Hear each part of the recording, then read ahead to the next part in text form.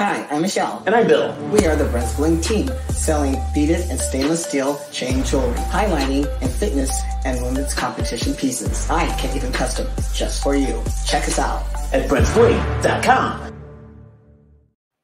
All right, we are back for another installment of the Unnamed TV show. I'm Dave Palumbo with John Romano, and we got a great show today, John. We even have a special guest coming on later. We try to make the show with no guests, and then all of a sudden we're back. We're guests. We have Jimmy. Well, limited time guests. As much as we love you guys, this is our show. So that's right. This is our alone time. John and I need muscle media that you can be on. Leave Dave and I alone. we need alone time. Is that how you have a marriage? Do they need alone time? Yeah. Just you and me time. You know, John, it doesn't cease to amaze me, but, you know, I remember a time, I mean, we've been doing this a long time. We've been doing this since, you know, basically 06 with MD, right. But so we're going on almost 20 years now. It's crazy, you know, and there's always been lulls in the industry. This is usually the lull time from December, January. February. It seems like we never get a break. Someone's dying, major scandals. Now one of our, I guess he was originally an Iron Brother. He was a competitive bodybuilder, Phil Baroni, who went over to the UFC and was the New York Badass. And he seems like he killed his girlfriend down in Mexico. I mean, he admitted it.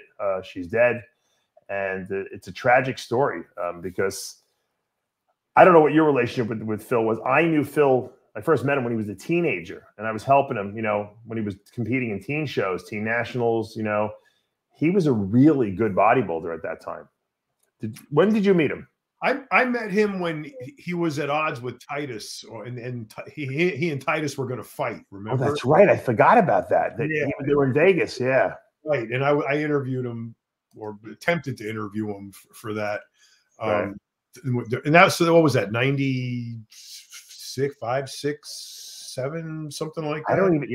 I couldn't even tell you the year that was. But yeah, it was in there somewhere. Mid. What was their beef about? I don't know.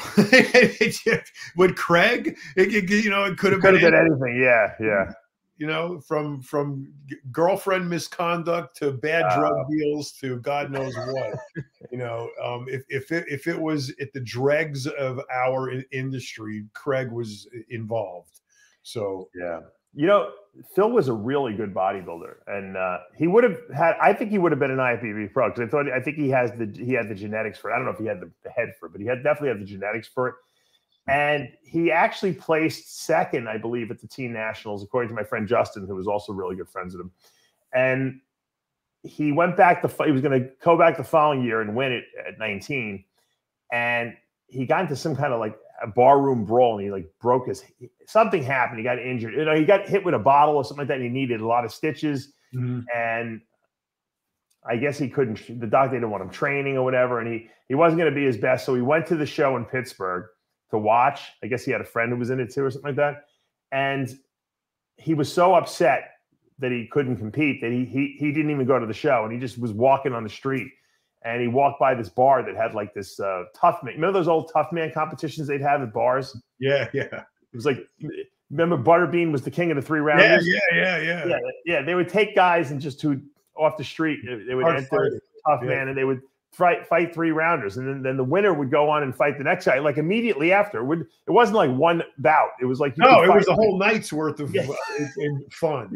Yeah. You could fight like 6 fights in the same night, you know. And Phil won it. He won the thing. He was all dieted down as a bodybuilder. He wasn't even training, you know. He didn't even have gloves, right? Didn't he have to borrow them? I think so, yeah. And he won the thing. And, you know, someone saw him there, and, you know, he's got a bigger than life personality. Right. He likes to talk smack and stuff like that. And he's a good looking guy. And so he started fighting, you know, became professional. He started doing some MMA, you know, because he was a really good wrestler in high school, from what I understand. So he had that background, and he was kicking ass, you know, and he always, you know, was hitting poses after he'd win. He'd jump up on the top of the cage, and the UFC signed him. He had some good battles, you know. He almost, you know, he was very high ranked, and he had a falling out with Dana White. Now, this is a true story because I confirmed it, but evidently Phil is the only person ever to tell Dana White that he was going to kill him or kick his ass or something like that. Like, because they got into an argument. Everyone was afraid of Dana because Dana runs the UFC, right? You're not going to tell the guy who writes your paycheck, I'm gonna kill you. He threatened Dana White's life, and I think Dana threw him out.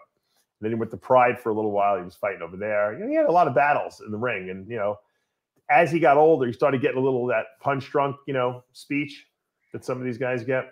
Yep, sure. He wasn't thinking so well, and he wasn't making good decisions, and he lost a lot of fights. He made a bunch of comebacks, but he was losing more than he was winning. At the end, I think he was just really fighting for the money. I think he knew he was past his prime at that point. And from what I hear, he was doing drugs and drinking a lot, and he had some. I think he was married. He had some, like, he beat up his wife or something like that. And he was on the run. He went down to Mexico. He met a girl down there. I don't know if my timeline is exactly the same, right? But it's pretty much what happened. And then he was with this girl. I think she was about the same age. I think they're both 46 years old. And evident from his story, he said that she told him or admitted to him that she had slept with another guy, which I don't buy that. I can't see her just saying, "Oh, by the way, Phil, last night I slept with the guy at the down the block." It doesn't sound very. Well, a lot of this from there on, a lot of this doesn't sound. Yes. Very kosher. Yeah. So. And then supposedly, he was like, "You whore," and told her, "You take a shower. I'm not going to be with you." And she wouldn't get in the shower, and he threw her in the shower, and I think she slipped or something like that. And then he picked her up, and she was all right. She took him out, and they whatever. She said, "Can you get me he said, I'll get you a coffee and I'll get you a beer and a cigarettes." And he went out, and when he came back, supposedly she was dead on the bed. That was the story. But if you saw it online, they showed his hands. They were all like bruised. Like you could tell he was hitting someone. Her body supposedly on the autopsy is supposedly really bruised and beaten up pretty bad. So I think he, beat her to death. The only good thing, the only redeeming thing that he did do was turn himself in. He didn't pull a Titus and go on the run. Trying to burn the body or anything. Yeah. Well, he was already in Mexico, so I mean, I was going to say that's what I wanted to ask you. Being in Mexico and the woman being a Mexican citizen, what is he? I mean, what's the law like down there? I mean, what is he facing? It's what's the law like and what's their capabilities like. It's two entirely different things. There's no CSI Guadalajara. Right. So I mean, you have very limited resources. They care, the cops that aren't, in somebody's pocket try to, do things, but anything can be bought down there. So it doesn't really matter. I don't think Phil has any money. If he had a lot of money, can you see him possibly like buying his way out of this down there? Yeah, absolutely. Really? Wow. I mean, you're going to need to go to the right people, but right. I wonder if his family will do anything to help, get him out of this. I don't. He's not Mexican, so that's the problem. Is that family is in Mexico, right? And Mexican, so any of that power is sewed up by them. He's got nothing coming. So sure. The best thing for him to do is to try to get extradited to the United States. That would be his best bet. Why would that be better for him? Because just so he's not in a jail in Mexico. Yeah, so he's not in a jail in Ensenada or wherever he is in Mexico. So, but I mean, it's a Mexican girl. He committed the crime in Mexico. The fact that he's American is irrelevant. He's going to be subject to the Mexican quote unquote justice system. Right. So it all depends on who he knows. Who knows who he knows. I mean, he was pretty connected to the mob at some point. His father was arrested. I think when his father retired, he was a police lieutenant, I think in New York City or something like that. And his father was arrested for having ties to the Gotti mob. And I know that he was living with John Alight for a while. Who worked for I think Junior, right? Right. Mafia Gotti. Yeah. He worked for Gotti Jr. there, John Alight. They were, and I know Phil lived with him, and they used to do jobs together, from what I understand back in the day. Probably this was a long time ago, right? Oh, a long time ago. Yeah, John Alight is out John Alight is out doing the interviews with everyone, and we should actually get him on the show to ask him about that would be a great show. Yeah, I'm going to reach out to him, I think, but. So his mafia ties were old. He's got nothing coming now. No, yeah, I don't think he has any ties now. I think even they knew he was crazy. You know? So unless he's got a ton of money stashed somewhere he can get his hands on, he has no money. He is fucked beyond what you could imagine fucked being. If he gets convicted of murdering a Mexican in Mexico, that's going to be pretty fucking bad. Yeah. Yeah. You know, his Mike Palazzo, who's also another good friend of ours, you know, who's a former Nassau County cop, he was trying to manage Phil about a year ago, he told me, you know, help Phil make some money because Phil had no money, he said. Right. And they were trying to arrange a fight with Logan Paul, evidently, who's obviously an internet sensation.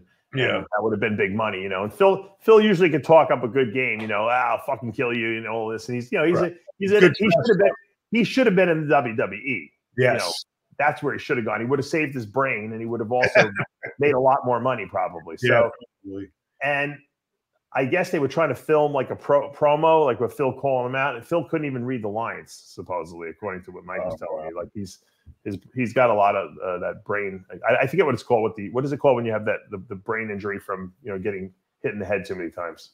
I don't know, concussion, repetitive concussion, what syndrome, whatever that's called. It's what boxers call punch drunk. You were right when you said it the first time. Yeah, they call it. There's a name for it, though. Yeah, it's called CTE. Like said, he had very bad CTE, and supposedly his MRIs of his brain were terrible. What's that stand for? CTE, cranial trauma, something like that. Yeah. Chronic traumatic injury. Yeah. Supposedly, he actually had reached out to the WWE at some point, but I guess he was a little too old at that point. They don't want to take people at 40 years old, you know, and start, you know, because they want young guys that they can groom and have, you know, and be in the organization for 25 years. You know, that's how they make money off you. Yeah. So he should have gone in when he was in his late 20s. I think he would have been perfect, you know, at that point. But, you know, I guess when you're in the midst of it, you think, hey, you know what? I'm going to be a superstar in the UFC. I'm going to be the world champion. I'm going to make a ton of money. Well, he was on his way to doing that, really. I mean, he was a Tyson, and I'll tell you why. Because he was when he would come out, when the ring would, you know, go, he was so brutally aggressive that he would scare a lot of these guys, I think, and he would beat the crap out of them because they were afraid of him, kind of like what Tyson did. Yep. Once one guy caught on to his game, his bullying game, you know, and figured out that if you tire Phil out, you know, even if you're going to take a few shots, that once he gasses, you can take advantage of that and then take him out. And that's what they would do. Phil would gas out, and, you know, and then he'd lose the fight. Right. So if he didn't take you out in the first round or so, he was done. Yeah, he was done. But it was an exciting guy to watch because he was so explosive in the ring. You know, most of these guys, they go right down to the ground and they're wrestling the whole time. I hate that shit. Yeah, it's boring. You want to see these guys stand on there, you know, and punch. Right. Speaking of fighters, you know who lives right around this area now where I'm living? Who? Tito Ortiz. Really? I have not seen him yet, but someone told me they saw him in the gym. And yeah, he moved here. I don't know why. I got to run into him, you know, because I have interviewed. I don't know if you and I interviewed him together, or I know at least I interviewed him at one point for RX Muscle. You did. And he was doing some advertising for his clothing line in the original RX Muscle magazine in 2000. Wow, that's how long that goes back. That's he lives probably like 5-10 minutes from me, so I definitely got to hook up with him. Yeah, get him on the show. Yeah, maybe Mr. G can not this show. No. Yeah, no guest left. Maybe Mr. G could hook up with him and they could do a cookie line together. You know what? I would like, you know, no, better. That would be good too. But Mr. G's out of cookies now. He's on to bigger. Oh, he's on to bread. Yeah, he's not doing cookies. Did you knew that, right? I said, what do you mean you're not doing cookies? That's your thing, cookies. He's like, no. I got a better idea. I'm sending you samples of bread. That's the new thing, bread. He's making protein.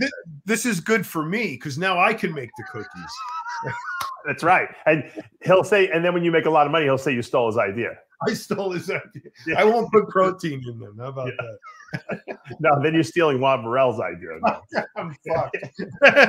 No, you should tell him, look, I want a verbal release on the After Hours show where you say that you're no longer interested in cookies and that John can now take over the cookie business. Right. You do bread, Mr. G. Yeah, you do bread, you do bagels. By the way, Mr. G, there was a company called P28 high protein bread. Yep. Talk to them about how much bread they sold. See if it was worth it. And they're bread makers, John. They're bread makers. They make bread. They have a company that makes bread. So all they got to do is put another SKU into the mix. You know what I mean? The thing about bread that's its own nemesis is that, and Julia Child, one of the most famous chefs ever in the world, said the same thing. She said, I don't care how many times you make bread and how good you are at making bread, it's never going to come out the same twice. And really? And it's really, really hard to get when you make bread, anything with yeast, to get it to come out the same exact way. I mean, nuances, they're going to be different, but I noticed that when I go to the bagel store, the bagels are they're always a little different. Always different. They're always a little bit, and it depends on the moisture in the air, the other spores that are running around, what the yeast, how fast it grows. Right. You got no control over that. He's got to make bialys. That's my new thing. I'm like hooked on bialys. They make these really big bialys in the bagel store I go to here. They're great. My staple was I would make tuna fish salad and then take the bialy, cut it, split the bialy, toast it. All right. Yeah. And on one side you got the hole and the other side's flat. It doesn't have the hole. So that's where you put the on the side with no hole. Right. And then you melt some Jarlsberg cheese on top. Oh my God. Yes. Yeah. Some sprouts and then the other one on top. Oh my God. That was I would eat like. You know why the bialys are good? Because they're flatter than my thing was when I was a kid, my mother would always send me to school with tuna on a bagel. That's like that's the Jewish thing, and and it was great. But like you said, the bagels are a little they're a little too elevated. The bialys are flatter, so you can actually get more tuna on there. It doesn't fall out the sides, because I'd have to eat my mother would put so much tuna on the bagel that I had to eat it around the outside. Yeah, because squirt out the sides, right? Mine used to scoop it. She used to scoop it out and then pack it in there. Everyone around me was looking like they were licking their fingers. They wanted my bagel. All I wanted was the knish and the stupid hamburger they served at the school because I got bagel and tuna every day. I'm like, how come I can't get those lunches? Like, how do you get those? Speaking of bagels, Max, my son, is in Manhattan right now with his girlfriend. Oh, really? And this morning, I told him, because he went last time, I said, next time you go, you got to go to Zabar's. It's like the best. All right. So he went this morning and he sends me a picture of his bagel and lox, opened up like this. Nice. Oh, he said he was licking his elbows. That place was so good. I'm always amazed when kids like lox, which is like basically it's smoked salmon, but it's like raw. It's like sushi essentially. Yeah. And by the way, Jimmy Mentis, welcome to the show. Jimmy, hello. Does this count as our monthly phone call? We haven't been doing very well with that. Oh, yeah. But just to comment and follow up on the lox thing, my kids are like totally into sushi. Two of them. Oh, really? Logan and Arya. They love salmon avocado rolls. Ooh. They'll knock those things off like you would not believe it. I couldn't, because I never was exposed to that as a kid. We didn't know what sushi was. They didn't even have sushi. If they did, I never tried it. I didn't try it till, I'll tell you when I tried it. I had a roommate in med school, Jesse Haid. He lived in Dix Hills. And his mother was a dental hygienist. His father was a lawyer. And they took me for my first sushi meal on Long Island somewhere in Dix Hills or something like that. And they're like, and I'll try anything. They're like, I said, I never tried it. They're like, all right. And they gave me a little of everything. And I was like, holy mackerel, this is good. How come I'm missing? Where did I get steered wrong? Did you know you were eating raw fish? They told me, but I said, I'll try. I liked regular cooked fish. I was kind of into bodybuilding at that time. So I'm like, it's got to be good for you. It was a little weird the first time I put it in my mouth, but either you hate sushi or you love sushi. You could grow to appreciate sushi, but if you don't love it, you'll never really. You might eat the cooked stuff, but you're not going to eat the raw stuff. All right, let's go around the horn. First sushi experience. You really want to know mine? Yeah, no, you got it. He probably killed the fish himself. Let's put it this way: Greece. Maybe a couple of years ago, I graduated from a California roll to a tuna roll. You're one of those. Yeah, you don't really like them. No, I was forced to eat fish, basically. Dieting. Right. But the tuna for me, and then I would eat the cod. but it had to be with mustard and stuff like that. Either you love it or you hate it. Yeah. He's a hater. He's a sushi hater. So I was a roadie for these jazz musicians in Manhattan. This was like in 1978, and they had come back from Japan where they just were on tour with somebody, right. And they got hooked on sushi in Japan. And when they got back to New York, we were in this recording studio. I was moving a bunch of shit for these guys, and they were sitting around, ordering food.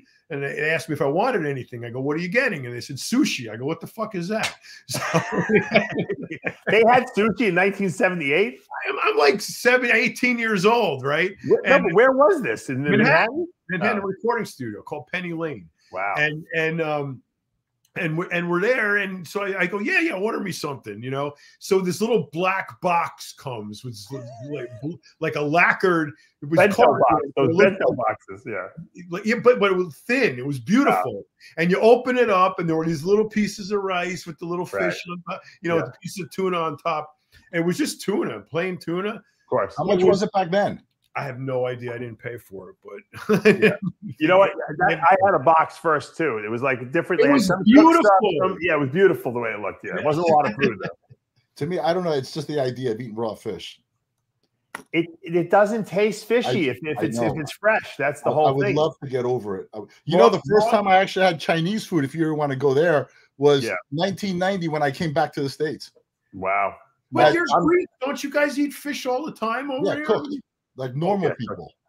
I'm half Jewish, so I've been eating Chinese food since I was born.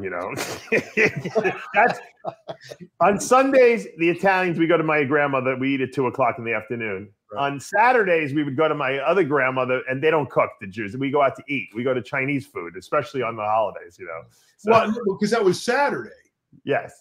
Saturday you have Chinese food. Sunday is Italian dinner. Right, because the Jews they can't cook on Saturday on the Sabbath, so you got no choice. No, that's only the Orthodox Jews. Yeah, but it's known in New York that if you're Jewish, you're eating Chinese on Saturday. Of course, of course.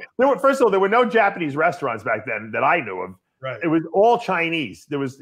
And you probably know the restaurant I went to, John. You ever hear of Lum's? Lum's in Queens. Yeah, that was a big hangout. My grandfather knew them. He lived they were down the block from there. My grandfather, they would Mr. Belansky. They would kiss his ass when we go there. Now right near Lum's there was a place called Eastgate, which was traditional Cantonese, real Chinese food. Ah, interesting. And my father was on the staff at Flushing Hospital with a doctor from China. Oh, right there. Yeah. You forgot your dinner one night, right over there. And he was ordering in Chinese, and we had no idea what the hell we were getting. And all this food started coming out. It was the most amazing shit. And the problem is that anytime I ever went back there or any other Chinese restaurant, I wanted to get that same stuff again. You didn't know what they wanted. What it was. There was this I know there was two types of Chinese. That there was the Cantonese, and then there was Szechuan. Remember? Mm-hmm. And some restaurants were Szechuan, some restaurants are Cantonese. I don't really know. I don't remember what the difference was. At the Szechuan, they didn't have something they had at the Cantonese. I don't remember what it was. Szechuan is typically more spicy than Cantonese, but there's way more than Szechuan and Cantonese. But all over China. Well, down here in Florida, that's all you see is those two. Yeah, that's true. But it's Americanized. That's not even really Chinese. It's not even real Chinese food. You know what? I went to Hong Kong. I went to Macau with RX Muscles, with the whole crew. And we went out to eat. So that's China, essentially. We went out to eat. I wanted authentic Chinese food. And you know what they like? When you order chicken there, you know what it is? It's the gristle. They eat the fattiest pieces of chicken with gristle hanging off them, the stuff that we throw in the garbage. That I'm thinking this guy's mother was loaded, and she took us to the fanciest restaurant. I'm thinking, how could they be giving us this? And I asked him, I said, this is not like what we eat in the United States. He goes, oh, they love fat. We love fat here. That's the delicacy. They get rid of the breast meat. They don't eat the breast meat there. They give it to the dogs. So, it's interesting that you say that, because several old cultures don't shy away from fat whatsoever. It's usually the things that they get in their diet are the starches, because they're usually some kind of root or tuber or some shit like that. Fiber. Fiber is hard to eat and digest. So typically they're getting the majority of their calories from protein and fat. So, you know, I can totally understand about it. In Greece, and they have no heart, and they have no heart disease, or they had no heart disease until we sent McDonald's over there. Yeah. Right. Well, think about it. Mediterranean diet back in Greece, Italy, and all that's all, you know, oils and meats and vegetables. There's no starches there. Yeah. Yep. Right. Yep. I think the Italians were the first people to bring in the starches, right? With the. Well, Marco Polo came back to Italy from China with pasta. So. Now, how did that happen? Because they don't really eat that kind of gluten pasta there, do they? In China, yeah, they do. Yeah. Sure they do. Oh, they do. Yeah, I thought the noodles are egg noodles. Aren't they egg noodles there? There are all kinds of noodles. Noodles came from China. Yeah, that's what I was going to say. Yeah, I thought they were egg noodles, though. All kinds. I didn't know that. In fact, if you go to Manhattan now, it's a big thing out on the street in Chinatown. They do the noodle stretching, you know. So they make this dough that's very elastic, and if you think about it, every time you double it, you know, they put in your hands like that game we used to play with the string, and they stretch it like this, and they get all these noodles, and then they put their hand back together like this, and they stretch it, and they double the amount. Then they double it again, and then you're out on the street and they're whipping this shit around, you know. we ought to send Jimmy the Bull to New York City like once a week to sample different like ethnic foods, and with a cameraman. We'll send him with like Sid or something like that, and get his opinion on all the different ethnicities there. Because you know him, he's got all his like stereotypes of all and he loves food, Jimmy. You know, so he would. Cool. That'd be great. He had a bad piece of meat or something like that, he'd fucking tear them a new asshole like he did. He'd get into fights too. We could film those. You remember the show? You remember the story he told us about this Italian restaurant, Matteo's? John, he went in there, he ordered a glass of wine, and he ordered like spaghetti bolognese or something like that. One of these, some dish that's pretty common. And he was sitting there talking to some couple, and like an hour passes, and everyone's getting ready to leave, and he hasn't gotten his food, and he went crazy, and he screamed at them. Remember? Yeah. He told them to go fuck themselves. He left, and then he went back, and then he was in his car, and he was so mad he went back in the restaurant and told them off again. Remember that story? Yeah, because they didn't bring his food. Yeah. His orders.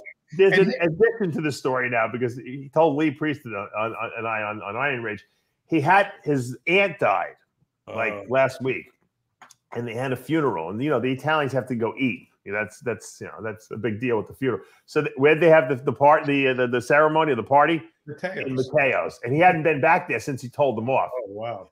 So he went in there because he had to, right? Right. And the owner came up, or the guy who runs the restaurant, who's not even Italian, which bothers Jimmy because he plays Spanish music in the restaurant, and that Jimmy thinks that's like sacrilegious. God. Sacrilege. He's like, it's an Italian restaurant. You got to play Italian music, you know.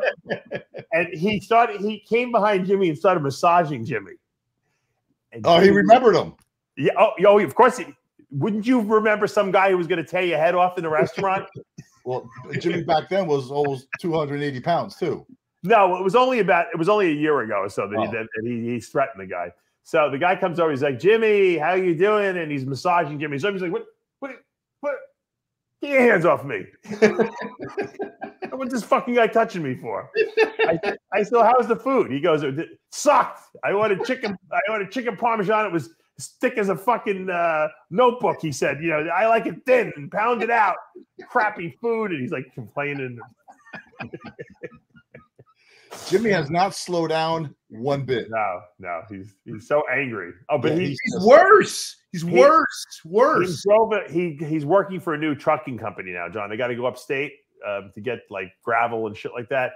So he had to meet this guy at like he had to get up at 1 in the morning, and he's like Jimmy's like my father. He doesn't sleep if he has to get up the next day early to do something because he gets stressed out about it. You know, so he couldn't fall asleep, and he looking at the clock, 7, 8, 9, 10, 11, and he hadn't fallen asleep yet. So he had no sleep. He slept 1 hour, and he had to get up and meet this guy. And to his surprise, the trucks he was driving, brand new. Everything new, all digital readouts, heated seats, heated mirrors, heated everything. So he was all excited, but it was very foggy out, evidently. And I guess the guy told him, he goes, just follow me. They had to go 2 hours upstate New York, into the mountains. And Jimmy's like, I said, Jimmy, why didn't he just give you the address to put into your GPS? He's like, there's no address on this gravel place. So I had to follow him. So the guy's like, we'll go slow. Don't worry about it. Just follow me. The guy was going like 75 in this big fucking truck. And Jimmy was like a nervous wreck because he had never driven the truck and he couldn't see outside. He said we almost got killed like 5 times. It should have felt really comfortable to him because of that rattle trap he was driving. That he must have 70, must have felt like 30. In that. I said, it's freezing cold up there. They want you getting up at 1 a.m, okay, because you got to travel 2 hours upstate New York. I said, throughway. You could have been in Florida. No one starts in Florida until probably 7 a.m. There's no job that starts before that because no one gets up that early here. It's impossible. And you don't have to drive 200 miles to pick gravel up. It's all over the place. And Florida, Jimmy, you know this. Florida, they are constantly moving dirt from one place to there's always 100%. They got to build up the houses before they put the foundation down. The trains bring it in. I mean, it's like dirt, like crazy. We would have so much work down here on brand new trucks because the roads don't beat the trucks up.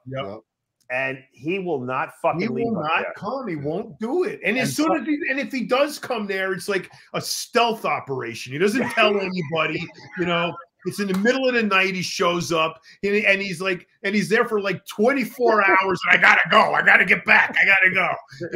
Doesn't stop and see anybody. I was. You didn't pick up the phone. I was going to stop by. And tell him the Italian restaurants are mostly owned by Italians down here. That's right. Yeah. Well, that's what the Italians do. They move down here, and then they're in the rest. They have to do something. There's nothing else to do. Either you work in healthcare down here, or you own a restaurant. That's the. By the way, how's your brother's truck doing? He's doing amazing, man. The Greek truck, amazing. Like maybe he can franchise it to Jimmy. I told Jimmy he should do a food truck. Yeah, it's The thing is, he's so busy, right? But he's such he loves what he does, and he can never say no to any. And he's getting major corporate catering jobs, major corporate. Really? Jobs. Yeah, wow. Major. And he's like, he wants to do his little events because that's what started him. He stays loyal to the events that he has. Right. But he's getting all these catering jobs, and he's doing birthdays. He just did Karina's birthday. Oh, Karina Nascimento? Yeah. How old is she now? I don't know. I don't even want to. Even if I knew, I wouldn't tell you. She turned 50? Maybe she turned 50? I think she just turned 50, right? I think she's 50 about that. She looks amazing. Oh, yeah. He just did her birthday party, and they just went crazy. He just catered the whole thing. Oh, Soup to nuts. Yeah. So, again, he loves what he does. He just came here. It's his birthday today. He had 3 events yesterday, today, and tomorrow, straight through. That's awesome. I'm glad he's so busy. Yeah. Now, would you ever get involved with that, or you don't want any part of that? Now on this side, at my age, I would get involved, in doing things, but I'm slowing down, man. I'm slowing down. I know you are, but that's what I'm saying. Maybe didn't he have a restaurant now, and then you went to a truck, or was it? No. He was one of the executive chefs for Sodexo, and then he got another job, and he was based out of Aventura Hospital, and he was cooking. He was basically cooking for the board of trustees. Basically no budget. He was just like, and he got usually, when chefs have their food and beverage directors, they bring their whole team. It's basically the team, right? Right. So he had his food and beverage director retire, and they brought a new one in. And basically, this guy wanted to bring his team in, his chefs, sous chefs, everybody. Right. And basically kept rubbing Alex the wrong way. And he had enough of the kitchen because he's been in it since he was a little kid because we had restaurants. Right. And that's when Beauty Fit in the second year, third year started taking off. Right. And I said, you know what? Why don't you take some time off, get out of the kitchen, come and help me. Your brother, you're my brother. We always ran family businesses. And he helped me, and Beauty Fit took off within 3, third year, fourth year, fifth year, sixth year. And I got to tell you, this is where I say, when you're born for something, you're meant for something passionate. Yeah. This kid is not a kid anymore, but this guy, he was sitting at a desk. We're flying first class everywhere. We're doing expos. We're making money, right? First year was great. Second year, so. Third year was miserable. Miserable. And he goes, hey man, you know, there's a farmer's market down the road here in Sunrise. I'm going to take the boat's barbecue and the table, and I'm going to go, you know, maybe on Saturday, I'm going to maybe sell some euros. It was August. Now, you know how hot it is, right? Yeah. Hot. And I'm saying to myself, you know what, just shut up. Just, you know, let him do his thing. You know, Right. he's going to get reamed by the heat and he's going to come back, you know, on Monday, like, you know, I don't want to do this. So we went there on a Saturday. He had like 4 or 5 people. He had 2 6-foot tables, cut tomatoes, made his tzatziki sauce, and he had the skewer. He didn't have the gyro yet, right? He had the little meat on the stick. And he cooked pitas. And we're walking up, and he is soaking wet under the tent. And I look up, and he looks up, and he looks at me and goes, "Hi." And I was like, "You're fucking crazy." Dude is happy. Yeah. Hey, Jimmy, what could you make? What could you make for a day working selling like that kind of stuff? What was he making money wise like for the day? Let's put it this way: the first day he made $300, and he thought that it was like amazing.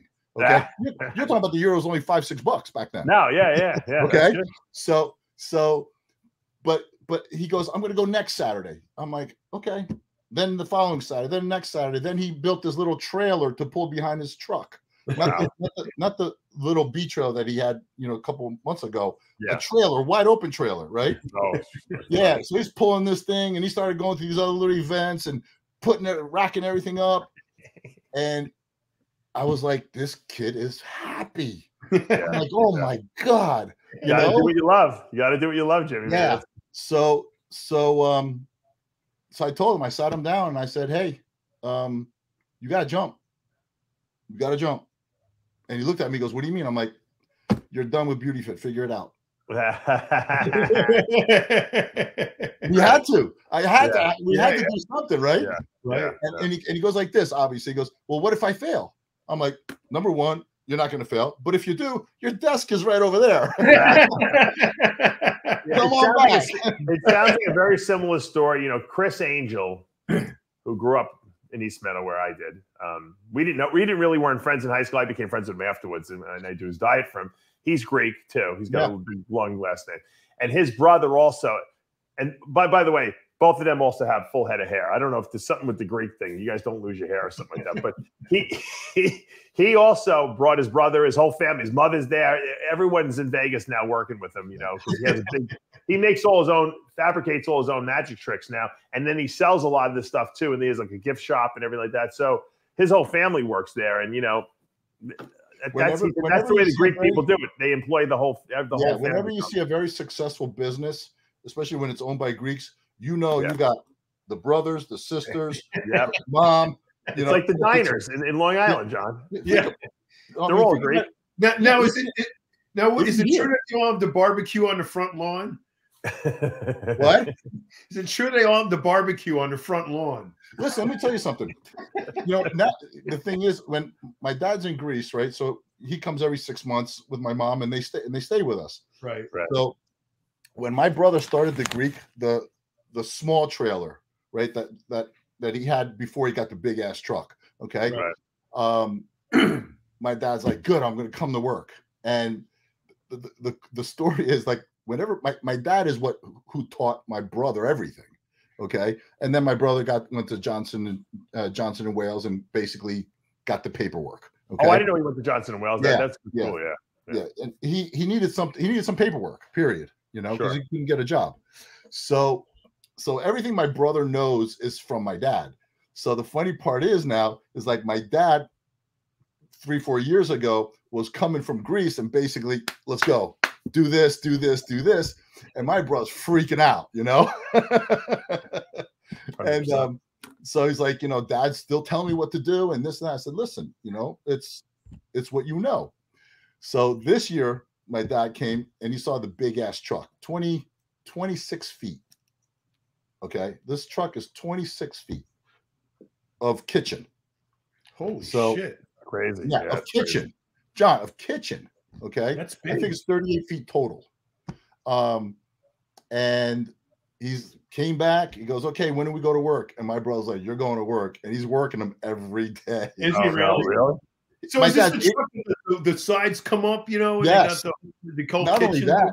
Not only that is that the windows come up, but he also in the middle of the truck has a glass shelf that slides out, okay, and basically has all the Greek sweets in there. Oh wow! Oh my god! It's amazing. It's Phil comes once in a while. Phil Heath, he comes in and eats. But now where is Phil living now? He's in Florida right now. Where is he? Yeah, Phil is down in Las Olas area. Where is he? Las Olas area, Lauderdale. Oh, Lauderdale. Okay. Where I used to live, Victoria. Yep. Yeah, that's the truck right there. That's it. That's amazing. Yeah. That's incredible. It's good. It's a big truck. It's a big truck. You know, those trucks first started getting big in LA, and I was, cheap rent. I had a friend because I work construction. I mean, when you say the truck, the food trucks come, and you think of the Roach Coach, the little truck with the things that come up, fold up. It's full of ice, and you're taking your drinks out of the ice, and it's the sandwiches and whatever. And so this friend of mine says, "Yeah, we got to go to the food truck." And I'm thinking, I don't want a food truck. I want a meal, So he takes me to this food truck that's Mexican, like a Mexican restaurant, but I forgot the name of it, but it was marisco, all kinds of fish and seafood.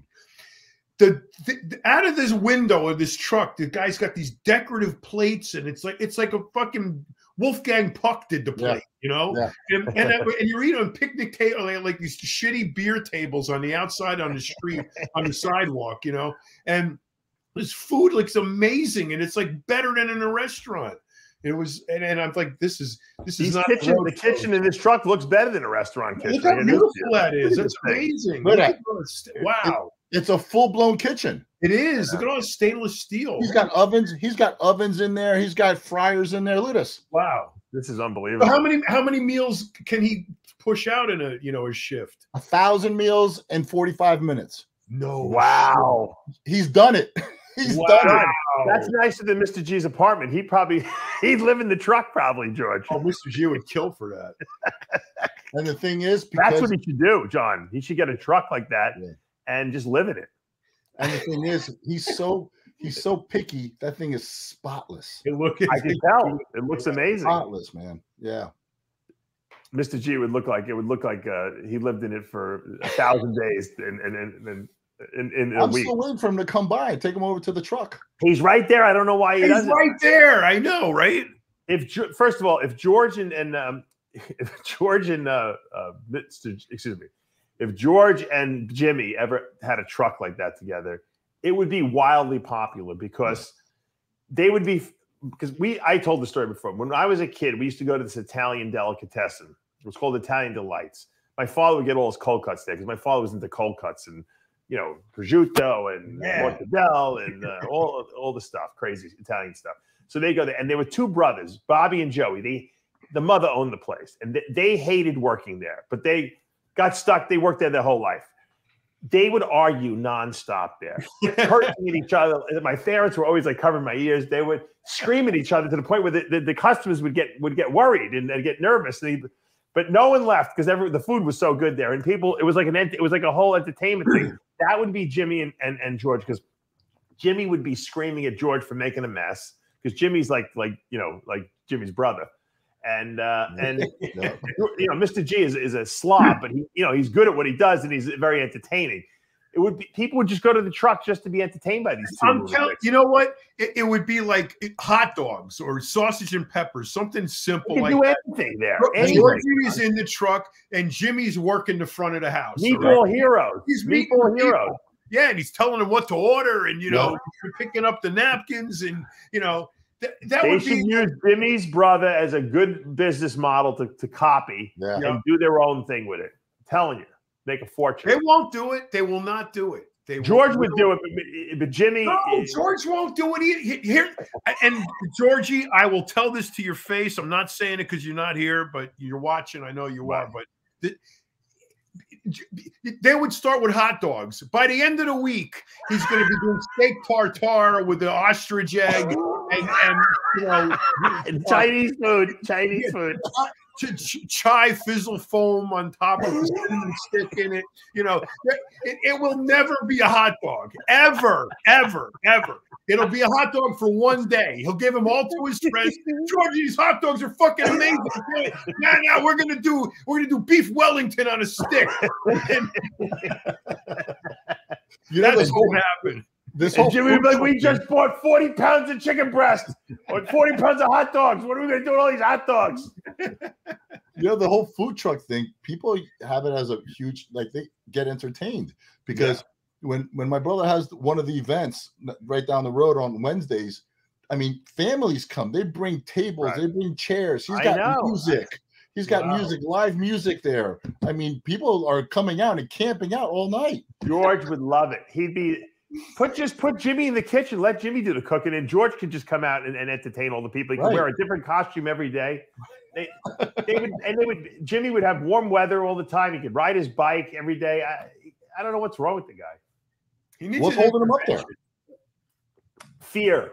Jimmy meant is fear. Jimmy the Bull it lives in fear, not fear of other men or anyone threatening him. He lives in fear of change.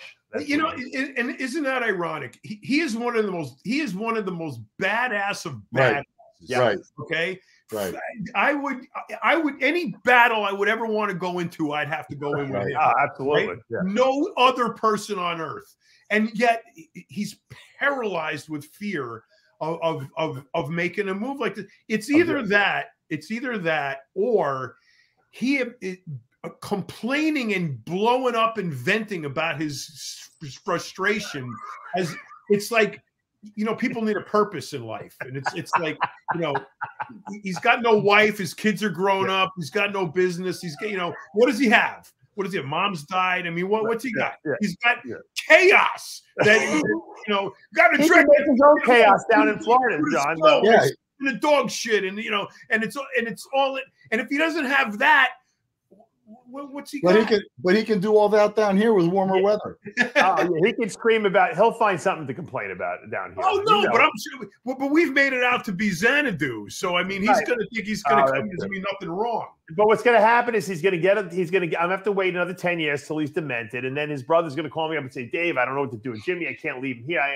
I'm afraid he's going to burn the house down, and I'm going to have to fly up like I did with my father. And I'm going to have to fly him down here, and I'm going to put him in Gulf Coast Village down the road, and I'm going to have to visit him, twice a week, and he'll be like, man, this is the style. I don't know why I didn't move down here. Where are we? Spain, Italy? We're in Spain.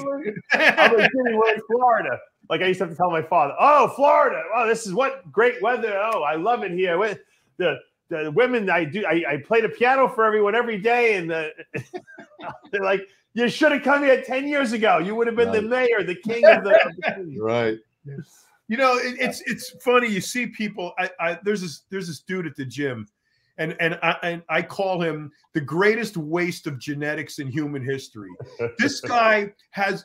If Ronnie Coleman had his genetics, he'd still be Mr. Olympia. I mean, this guy is unbelievable. And he's got the work ethic of a flea. He doesn't want to train. He doesn't want to do. And I mean, just with all the negatives he's got, you look at this guy and you go, this guy could be pro tomorrow, Right. And does he know that? I tell him straight to his face, you are the greatest waste of genetics in human history. Well, maybe you need to change the delivery. I thought Victor Richards was the biggest waste. It's not only Victor Richards, no comparison. This dude is amazing, and he's got everything. And if he just would work at it and like fill it out, I mean, he would be incredible. And he doesn't have it. There's a lot of guys out there. They don't have the mindset. And then the funny thing is, you get there's this other guy that comes in, not at the same time. This guy has the drive of Big John, the lumberjack, from it's the fable. This guy works so freaking hard. I'm telling you, it's like the old school. It's like refreshing to see a young guy like work out that hard, right? He's got the worst of everything. The worst. Isn't that always the case, though? Yeah, I was going to say that. Believe me, I had to work. I worked my ass off because it came, it didn't come easy. That's why. There's no amount of work this cat can do that's going to make any difference. But if you had if you were to take that drive and plug it into this other guy, you would have an unbeatable champion. But you don't get, it's so rare to ever get that, Yeah, combo. You're right. I got a question for you guys. I'm sure both of you will agree that the movie Gladiator with Russell Crowe, great movie, right? You liked it. You were in that. You were in that. I'm not in that movie. I'm not in that movie. No. You're not in that movie that we know. No, that's Ralph Moeller in that movie. Remember? I knew Ralph was in it. I thought you had a bit part in it. I wish I had a bit part. No, I didn't have a part in that movie. I had Batman I was in, but not that movie. They're making another one now. I think it's almost like they're not remaking it. They're making it like to take place like with the young kid who became emperor after they killed the uncle, right? Who was played by what's his name? Phoenix there, not Phoenix.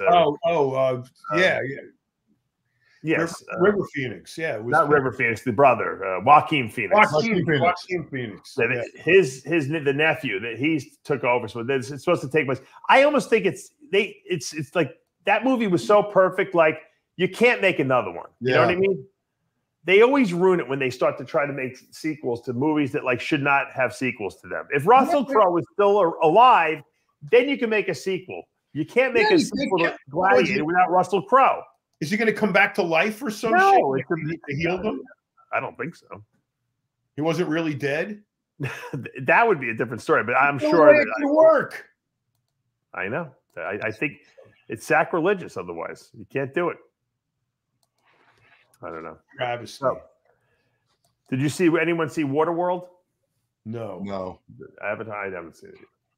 But that's another remake, right? Or Waterworld? No, it's the sequel to Avatar. It's he actually filmed 4 sequels, Cameron? 2, 3, and 4. James Cameron, and they're releasing one every year around Christmas time. And the characters get more effeminate as the years go by. Right? Yeah, exactly. I gotta be honest with you, I haven't seen any of them. The first one was amazing. Was it? Maybe I should go back. Yeah, when I saw that it was 10 years ago. It took them 10 years to make the sequel. Avatar, yeah. Yeah, the first one was good. But now you know this whole thing with James Cameron, right? Yeah, I know what's going on. You do? So that's why he's anti-testosterone. I think we should get rid of testosterone from the world. Yeah, he wants to rid the world of testosterone. What do you think about the neutering of America? Do you think they want everyone to be the same sex? You got 2 guys here. You shouldn't even ask them that question. You know that. Well, no, because you know what's going to happen? There's going to be people don't realize where this is going. It has nothing to do with demasculinizing society. They don't want anyone to reproduce anymore. It's going to be like a Brave New World. They'll do everything. Will be test tube babies. We'll have like women who just carry. You won't be allowed to reproduce anymore. They'll ban it. It goes back to what I've been saying for years now. Wait till the sex robots come out. To get the sex robot, they'll do that. Why? I'm telling you why. Because they don't want reproduction. Reproduce. Right. Give us sex robots. The men will choose the robot over the human 9 times out of 10. Well, it won't matter, John, if you're sterile. Okay, if you're sterile as a man, then you can have sex with whoever you want. A goat. The rest of us. Yeah. I gotta tell you, I can't even hold a conversation on that topic. It just annoys me. Yeah. Maybe I'm not mature. Maybe I'm not mature enough to hold a conversation. No, aren't you happy? I mean, you don't have kids. I have kids. I'm so happy DeSantis made that law that you can't. There's none of that transgender teaching in school. Because it confuses. They purposely want to confuse the kids, so they don't know what the fuck's going on. See, we're old relics already. They don't give a shit about us. They know that we're never going to change our opinion on this stuff. But they can influence the next generation and get them all brainwashed into thinking, oh, it doesn't matter what sex you are. Matter of fact, it's better to be no sex. Well, Dave, that goes back to the article I sent you that Saul Alinsky wrote in the 70s about how to pervade communism and destroy a country from within. And one of the steps they outlined in the 50s, I think this was from Karl Marx, is to popularize and glamorize homosexuality and sexual deviancy. So every TV show, John, I watch has gay relationships in it now. You notice that? Every single one. Star Trek. I watch Star Trek Discovery. every show I have, there's 2 girls or 2 guys making out. Every single show. Guaranteed. Is that more from the producer and director, or is that just to be politically correct and fit in? Both, right? Yeah. I think it's an agenda they're promoting. Right. I mean, you know, I don't want to. This is not made out of tinfoil, but if you go back to that article I sent you, and you look at what was spelled out in the 50s on how to destroy the country without firing a shot from within, and you look at everything that's transpired. There's a movie called Agenda that came out about 12 years ago. Right. Yeah, I gotta watch and it chronicles, it's a documentary. It chronicles, it's no opinion one way or another. This is the book. This is what the book said. Here's what's happening today. You can't put any kind of spin on it. It's as factual as you can get. And this is what is happening today politically, policy-wise, with the border, with crime, with social issues, all of that stuff.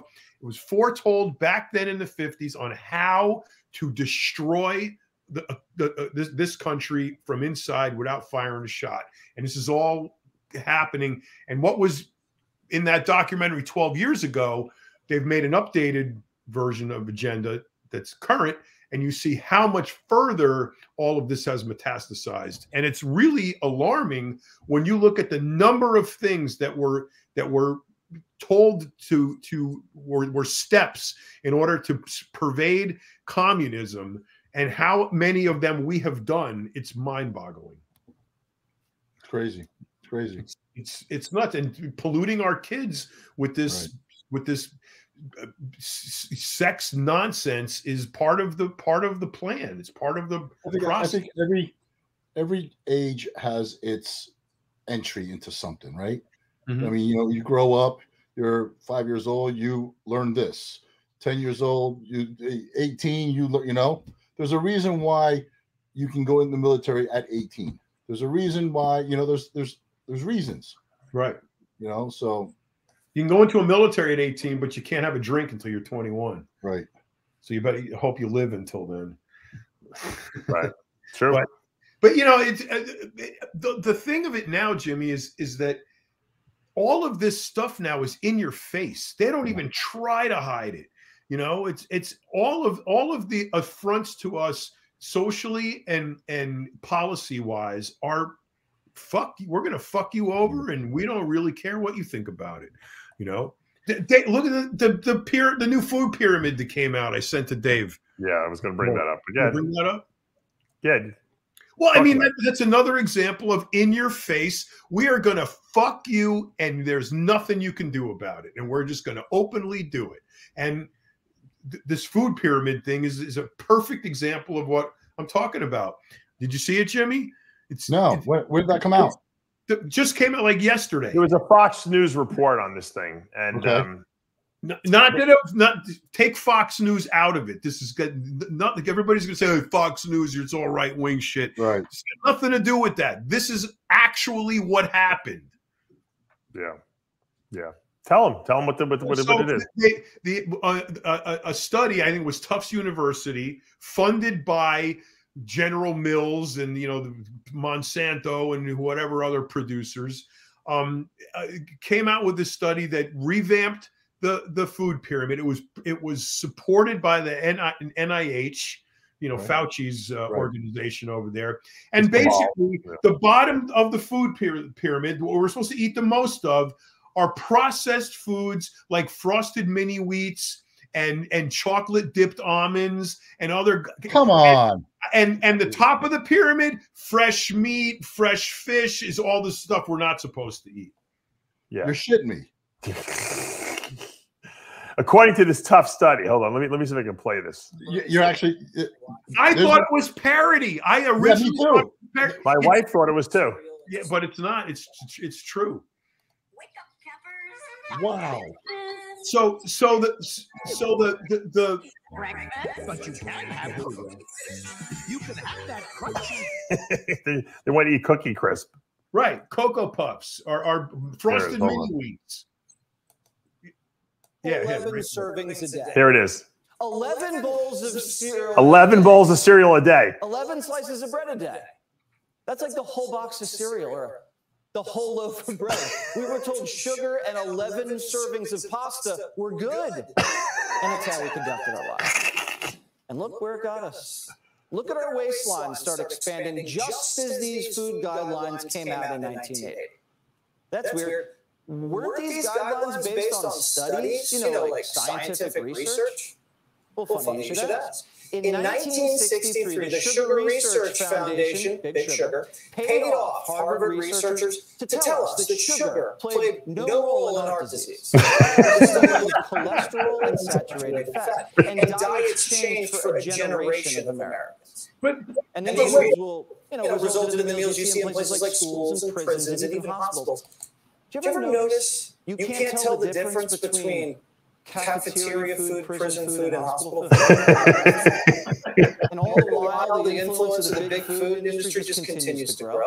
A recent survey found that about like 5% of SNAP funds, like food stamps, which is meant for poor people to get healthy food, was spent on soda. That's possible. Studies were bought and paid for by the food lobby. Big Food spends more than $11 billion a year funding nutrition studies, influencing public policies, confusing doctors, and even us.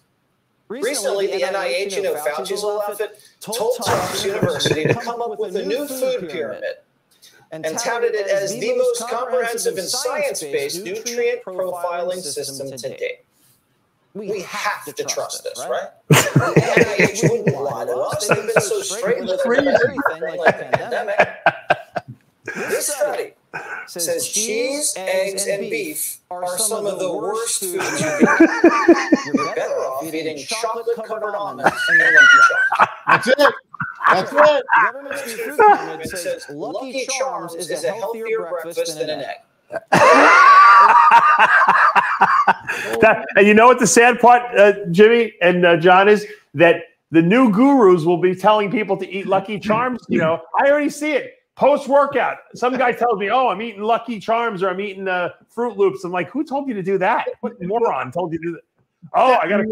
That's the parody. I'm gonna change my whole. Hold on a second. I'm gonna change my whole macros diet. I'm gonna change it all the way around now. Tell your brother. You guys joke about that, but no more gyros. Tell him just to sell Lucky Charms, and Mr. G's onto something. He better get back to the cookies pyramid. There's a huge tragedy here, though, and this is, all kidding aside, this is what's sad about it. There's a huge faction of America that knows nothing. We take for granted that we know what macronutrients are, and we know what what you're supposed. You go into a big city somewhere in the Midwest, and grab somebody off the street and say, "What are the 3 macronutrients?" And he's going to say, "I don't know." Yeah, Butterfingers, McDonald's, and fettuccine Alfredo. They don't know. So. Here now they come out with the government, the NIH, the FDA. This is what you're supposed to eat: Frosted Mini Wheats, Cocoa Puffs, and chocolate-covered almonds. And we're going to give you food stamps to pay for it. And we're not going to accept food stamps for the chicken and the bad stuff that like shrimp and beef that you're not supposed to eat. The eggs. We're not going to take the food stamps for that. We're just going to accept food stamps for the Cocoa Puffs. So guess what? The average American who knows nothing about this shit is going to be eating. Now, play that through. Right. What happens to them after 20, 30 years of eating Cocoa Puffs and chocolate-dipped almonds? They're going to get clogged arteries, diabetes, joint issues, all kinds of guess what they got to do? And because they're poor and on food stamps, guess who gets to pay for all that medical care that they're going to need their insulin? And all those. And guess what they have to do? They have to buy medicine from who? Big Pharma. Big Pharma. Who's in bed with big fucking producer Kellogg's with Kellogg's and General Mill, Big Pharma, and you got Fauci directing the money. This goes over here, this goes over there. This is what. But the point is, it's in your face now. It's in your face. They don't even care. Right. Trying to hide it. They're not even trying. John, I got to be honest with you. That let's just say 25% of people of the population here in the States are actually going to look at that pyramid and say, "Okay, at least I have some direction now." That's the problem. It's the wrong hold direction. Hold on. Now you got 50%. You got 25 here. You got another 50% confused. And their financial status is going to push them either up or down. Yep. Up the pyramid or down the pyramid, right? Then you got maybe another 20%, what, 20, 25, 50, 25% that actually know what they're doing or understand what they're doing or actually reading more about stuff. So if they get 50% of the population, they're happy. Sure. Jimmy, they're going to get 90% of the population. At least. That's the problem. It's not 50%. It's 90% because people don't know any better. And like John said, if they get food stamps that only cover the shitty foods that are sugar laden, they're going to buy that because they don't have money and they have food stamps. They're going to buy the stuff that the food stamps cover. Right. So the government is directing people in the wrong direction away from good health because Kellogg's and General Mills is fucking greasing their palms in order to do that and send them there. It's all about money. It has nothing to do with health or anything anymore. And they're creating a snowball because as this rolls down the hill and you start picking up metabolic diseases and joint problems and heart conditions, and that expands. And now big pharma's involved, and now you get big pharma's involved, and you got the medical industry involved. You know, the hospitals and all of that shit. It's this giant trillions and trillions of dollars of economy being created out of bad health. Yeah. It's that funnel. It's all funnels down. John Connolly said it best in his book that he wrote back in the 90s, Body RX. He said that putting sugar, specifically, he was talking about high fructose corn syrup, which is in all these cereals. Right. Putting that into the food supply is like poisoning the water that we're drinking. It's like putting poison in the well. No one knows it's in there. We're all drinking the water, and we're being poisoned. We don't know it. Mm-hmm. That's exactly what's happening here. They're poisoning society, kids, whoever else is eating this crap, and they're telling you it's good for you. Yeah, keep drinking more of it. Keep having more of the stuff. Right. It's great for you. This is the stuff you should be eating. No. I know there's a few nutcases out there telling you to eat chicken breast and lean sources of protein and good fats. Don't listen to them. They don't know we're the scientists. Yeah, as long as they get the majority. Here's the study from Tufts University showing you that Fruit Loops are better than chicken breast. And it's signed off for by the NIH, and then you have these, and then you have people, right? And you have people like Blackman over at MD. I got to throw a little disperse. Yeah. He's reading the studies like, oh wow, cereal. I always love cereal. Woo! Okay, at least we got to start eating cereal in the morning. But Steve, you know this stuff is crap. You know it's all about lean protein sources and good fats. You drink olive oil. Nah, new study shows. New study at Tufts University. Yeah. He'll have it on the front cover of Muscular Development if they still print that reg. It'll say, sugar good for you now. Sugar builds muscle. Well, Dave, think about it. Because society, we believe whatever we're told, right? No one questions anything here. Dave, don't go too far. You own Species, right? You own Species. Yeah. I own BeautyFit. Yeah. We're here to help, right? Absolutely. We don't judge anybody, right? I educate. That's all I do is educate. But I'm fighting against the government. How do you fight? You have to fight City Hall. Let me ask you this question. Yeah. How many emails do you guys get as a company that you're just flabbergasted by the questions about your products? And would it do this for me? And would it do that for me? And how do I take this? And what does this do? And I mean, and the thing is, you're like, if you could just call this person and just say, "Hey," sometimes I do call them. Right, I do too. I get forwarded these emails that my customer service are like, "Hey, can you answer this question?" I'm like, "Just get the phone number. It's a lot easier." But you know what, Jimmy? The difference is that the people that we're reaching. That's why, people always say you got to go mainstream. I'm like, I don't want to sell to the mainstream. But I'm in mainstream. That's what I'm saying. You should see what I'm getting.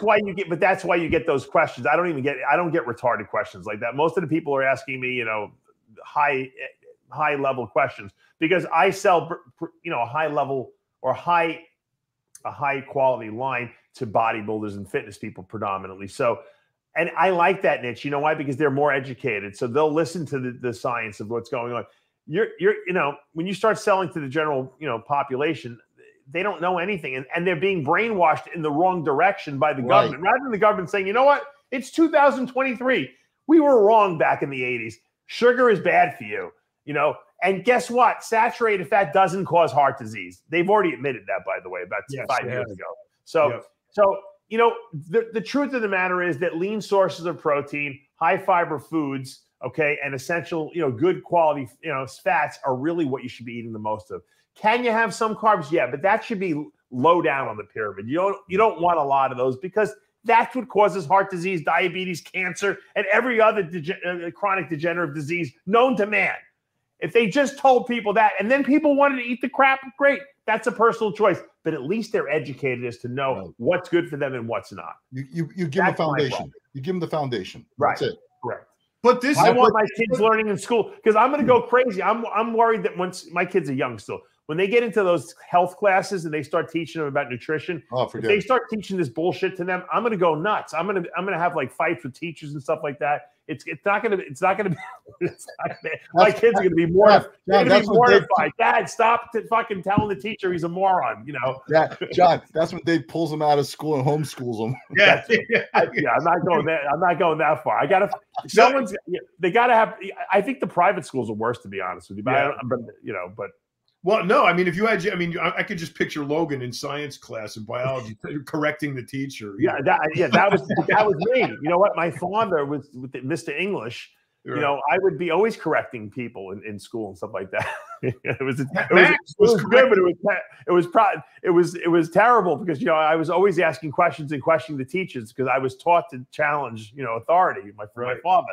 And you know, hopefully Logan has care. He's got the attitude he doesn't even give a shit. He'll be like, "Yeah, I'm smarter than those guys." I don't even want to even get involved with. I don't want to fuck the math. I want to do MMA. I want to go do gymnastics, or I want to go play with my Switch or whatever the fuck he's into. You know, he's into video games now. He's really into video games.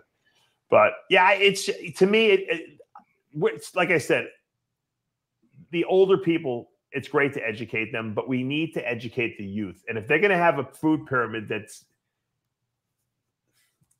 I don't even know how to describe it, John. It's an affront to anyone who has a fucking half a brain in their head. That's really what it is. And, you know, not only is it an affront, I mean, that's what's most sensitive to us because we know better. Yeah. But as a society, the government is intentionally guiding people towards bad health. Towards death. They're on purpose, right? They're on purpose suggesting you poison yourself. That is exactly what they're doing. Well, they're telling you to take a vaccine that's not a vaccine. So, I mean, what does that surprise you? Exactly. So I mean, look, it's so easy to start wandering off on conspiracy theories here because this is so egregious that you want to know why. Why are they doing this? Well, this one is just about money. I think this is just money. That's when you put why out there. That's where the conspiracy theories. Right. That's why I'm sticking to the facts. I'm not even going into it's because this the new world order. I'm not going to go there. I'm just saying that I think this food pyramid thing is completely money driven. You know. It would be nice if that was really the simplicity of it, if that was really the Occam's razor answer, you know, to this whole thing, that it's just about money. If it was just about money, I could live with it. But, you know, if it's anything more than that, that there's a real diabolical scheme in place to harm Americans by suggesting this nonsense, dangerous shit, and, you know, fake vaccines and crazy medical advice that's just absolutely retarded. You know, if it's just about money, I can live with that. If it's anything else more nefarious, sure, it's so in your face now. They are not even attempting to hide it. And let me ask you this question. Let me ask you guys this question. And I don't even know if anyone even gives a shit about what we're talking about, but I don't care. This is the show. This is our show. We don't have to try to entertain anyone. I want to know. No, this is your show. I'm just here for the ride today. Yeah. Well, it's John and I's show, but you're supposed to be here. Just in case they don't like this episode, I just want to make it very clear. Because Jimmy was on. Here's my look. It's the question no one wants to address. We have 9 billion people in the world. Okay, I remember when I was in school, we had 4 billion, so we've doubled. Okay, I don't know if the world can handle another doubling. Okay, what do you think they're gonna? I mean, do you think are they trying to control the population? And would it? And then I'll let you comment in a minute. And would it be better if they are trying to control the population, which I think they should in a smarter way, not in a nefarious way? Maybe they should just put like laws into place, like, hey, dummies, we can't keep doubling the population. Maybe we should limit how many kids we have, to a certain amount, like they did in China for a while to try to limit the population. Yeah. Although I don't think they're doing that anymore, right, John? Not anymore. No. What do you think's going on here? I mean, where are we heading? I mean, will we? Wasn't that one part of the conspiracy theory with the COVID? Yeah, but COVID really didn't kill people. So I mean, not enough people to warrant it being a population control. I think that was just a scare tactic, to be honest with you. What do you think, John? Elon Musk says there's not enough people. We need more people. Well, that's good. I'm glad to hear that. I tend to side with him. I've seen a lot of the world, and there's an awful lot of vastness out there. Right. Even here in America, I don't think we're anywhere near the level where we got to worry about overpopulation. There's still places you can go where you can wander around and not see anybody for hours, if not days.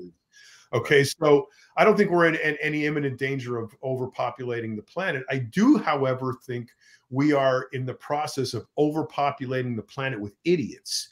And that's the problem, is that we are not paying attention to what our population is. Right. We're just paying attention to the numbers. Because you would think that more people, more taxpayers, right? More money coming into the government. So that would probably be better, right? I mean, you would think. If the people reproducing were quality people with good genetics, and that we were getting, that we weren't paying for quality humans out of the end of the hopper, then I would much rather have us have a doubling of population from 4 million to 7 million, and that of 3.5 million of those 4 million people were rocket scientists and biologists and professors, not extreme liberal, but like real professors and scientists and whatnot. If that's the kind of people we were producing, then the world would be phenomenally a better place. It's like going out and trying to find investors, right? You want to find smart money. Right. So maybe that the government needs to find smart people. Right. I don't know. The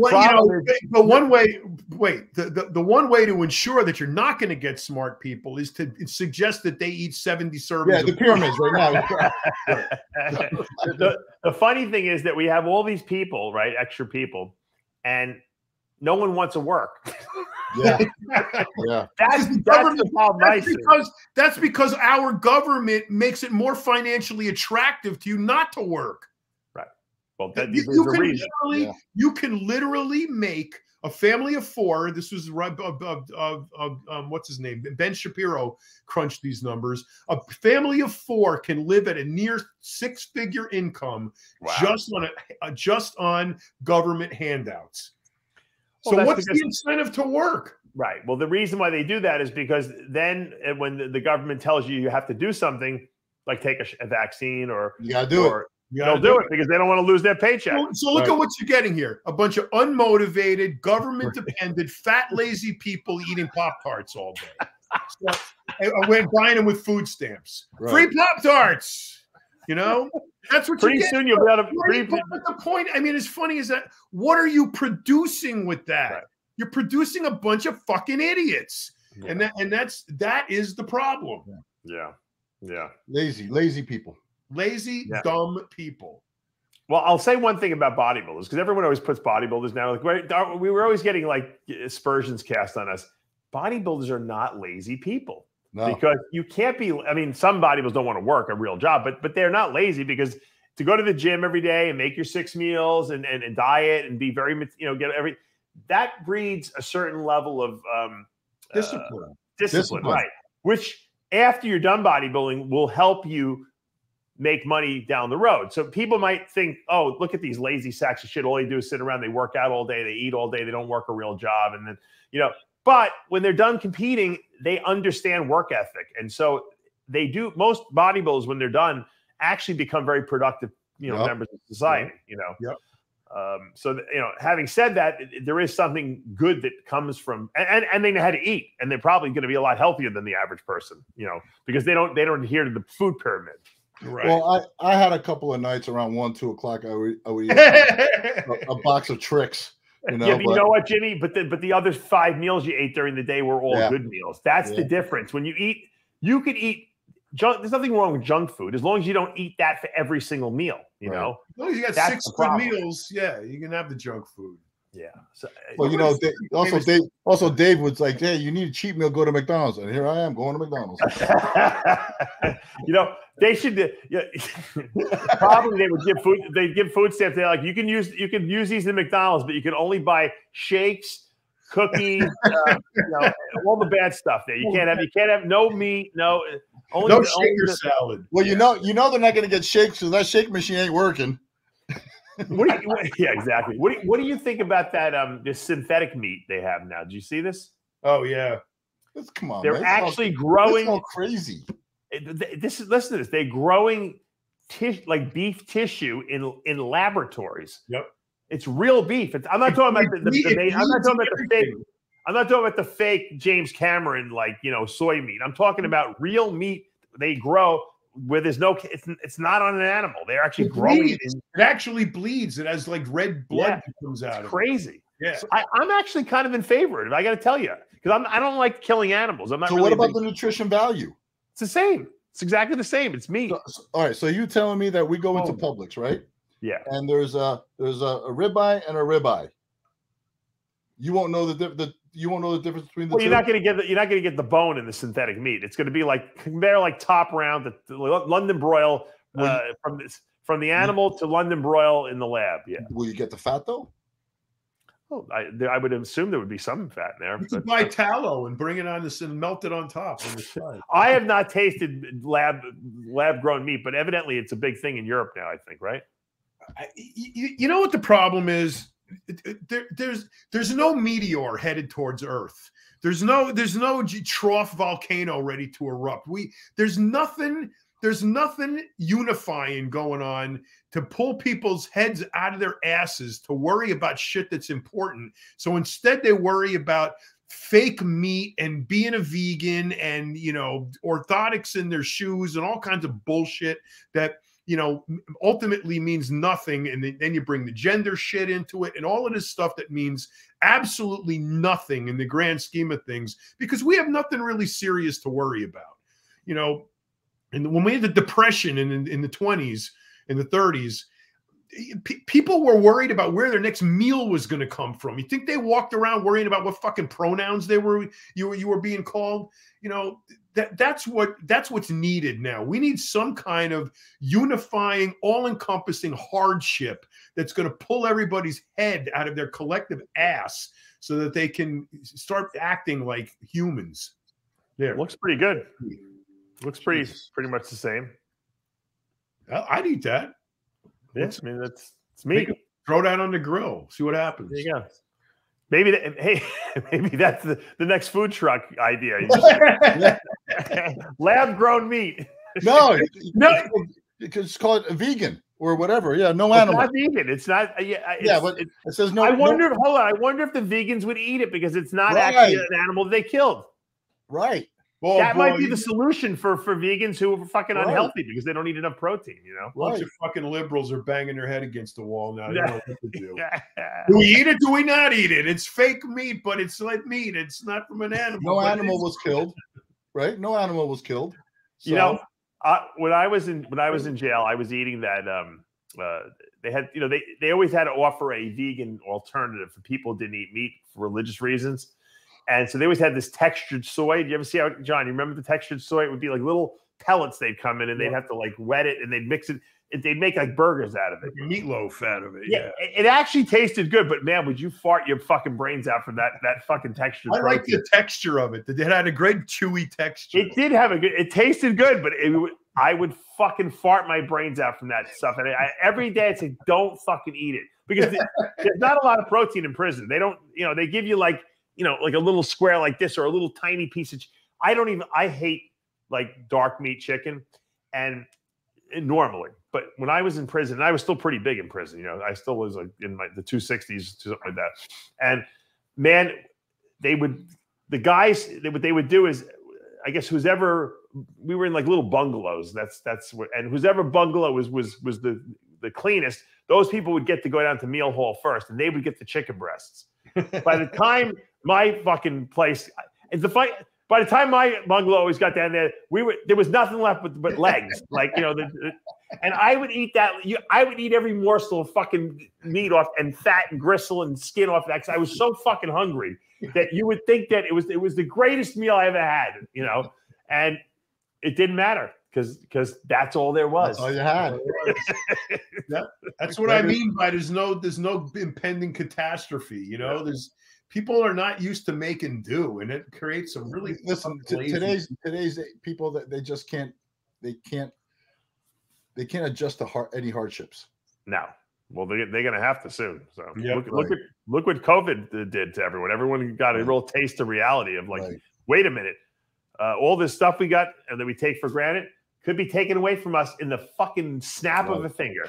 Wouldn't it be better if we had all just said no? Yeah. Yeah. Well, thank God. Like I said, thank God we live in Florida because DeSantis, we were living in Shangri-La. I got news for you. We were living because no one else was living with the same conditions we had anywhere in the world. We had it pretty close. We were pretty close. Yeah. Yeah. We didn't have very few restrictions here, aside from maybe some mask restrictions, in certain areas. We really didn't feel it down here. Not at all. Everything was open. The gyms never closed. I felt bad for everyone else, but at the same time, I'm like, you know what? Thank God I moved down here. If I was in New York during that time, I was going into the pit and training. Yeah. And I posted a video of me training, and man, I got slammed. How could you post something? How could you post a video of you training while we're here and we're stuck in the house and this and that? And I was like, you know what? I'm not even going to deal with it. I told all my clients who were in other states because their gyms are shut down. I'm like, you find someone who's got a home gym. I don't give a shit who they are. And you become their best friend. You know what? They're gonna love you that you're coming to their house to train because you're big, and you fucking find a place to train because you know what? That's your fucking job to work out. I'm shocked like guys like Big Ramy couldn't work out. Like you have to believe that there was like some super fan of his that had a fucking home gym that could have said, Ramy, come by the house. Yeah. You can work out whenever you want. Because I know back in the day when I was that big, there would have been 20 people that reached out to me and said, come to my house and work out. I would have had. Not even come to the house. Listen, even a gym owner would say, here's the keys. When you need to go in, go in. Make sure you don't turn any lights on. Make sure the door's locked. Do your workout for an hour. I would have, if I was in that position and I was in New Jersey or New York or whatever, I would have said, hey, man, do me a favor. Can I go in at even 4 o'clock in the morning, even whatever time it was? Can I go in for an hour to train? I would have been at Ron Norman's house every single day. We would have worked out. I would have had to drive to his house. That's all. And that would have been my gym. I would have been there, every day. That's all. Right. I mean, it behooves me. I think people were looking for an excuse not to work out. Oh yeah, for sure. I couldn't do it. I belong to a key card gym, and the guy never shut the system off. You could just get everybody kept going. That's awesome. That's awesome. But well, we live in a brave new world, as they say. Hopefully, the people who have a couple brain cells still working in their head, will say no. Because guess what? If enough people say no, then these things will change. The thing is there enough people? Everybody's compliant. You know what? Yeah, it's all about acquiescence. People acquiesce their rights to everything because they're scared. It's like the same reason why Jimmy won't move down here because he's afraid. He's got a fear of change. So if the government says wear a mask or take a vaccine, people are afraid to say no. Mm-hmm. That's the truth of the matter. And you know what? Down here we really have a lot of free choice. In Australia, they had no choice. They couldn't do anything without taking a vaccine. I mean, I would have left. No, you couldn't even get out of that country. It's like they were in lockdown there for a while. Yep. I would have started fucking rowing a boat out of there, you know. You ain't in Cuba, man. there's a guy who was one of my clients who's in Australia, and he can't do anything. He can't go anywhere because he refuses to get. He's got a clotting disorder, John, and he still can't get it. He still can't get a doctor to write a note saying he should be excused for the vaccine because he literally throws clots normally. Can you imagine what would happen to him if he took the vaccine? Ugh, I told him, he's like, what should I do? I said, leave, move. He's like, you know what? I have relatives in the United States. That's what my family told me. Wait said, it get out. the fuck out of there. What are you waiting for? I said, you know, it is what it is. Nuts. Yeah, it's crazy. Crazy. It's personal choice. But you know what? If you have a pre-existing condition that you know is, you know, something that's going to make it worse, and the government that you live in, the country you live, is not making any accommodations for you, then you got to go someplace else. You got to go. You got to live. Look, at the end of the day, we all dictate our own future. We make our own decisions. You have no one to blame but yourself if you make a decision to do something, whether you were coerced into it, whether you were made to feel like you were going to be a pariah in society by it. At the end of the day, you make your own decisions. And so don't hold other people accountable, and don't bitch and complain after, you know, it's all said and done. Think about it. If it feels right in your gut, in your heart, then do it. If it doesn't, then don't do it.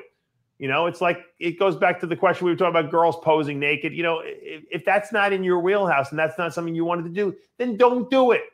Just say no. Right. No, I'm not going to do it. Is that a conversation I missed? Yeah. No.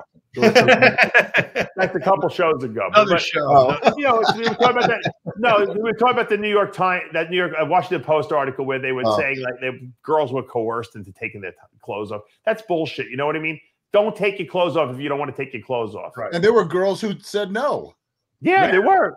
And you know what? If you want to believe that's why you're not Miss Olympia, and you want to convince yourself of that, go. You know, go ahead. That's fine, but that's not the case. Okay. Well, hold on. Wasn't there was 3 girls that came out, right? Yeah. Two of them said yes and didn't get their pro cards. One of them said no and turned pro.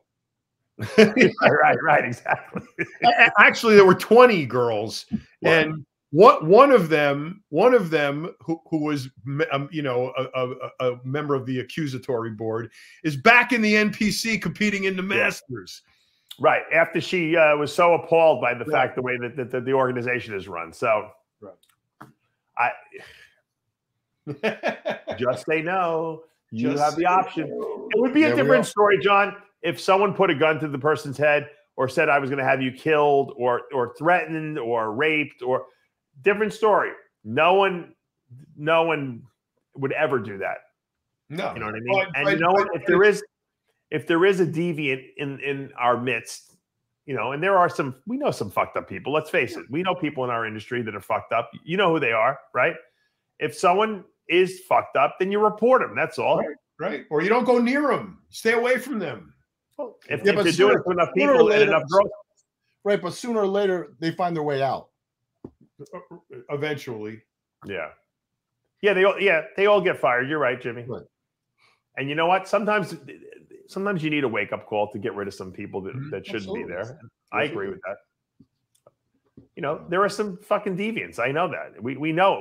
Like I said, we know them. We know who they are. Yeah, we know who they are, and it's not our job to rat anyone out. Right. But if they're bothering someone, that person should come forward and say something. Because you know what? I know that Jim Manion and our organization take that very seriously. Mm-hmm. And if it is reported, I guarantee they will do something about it. The problem is people don't want to say anything because they think they're going to be Miss Olympia, or you know.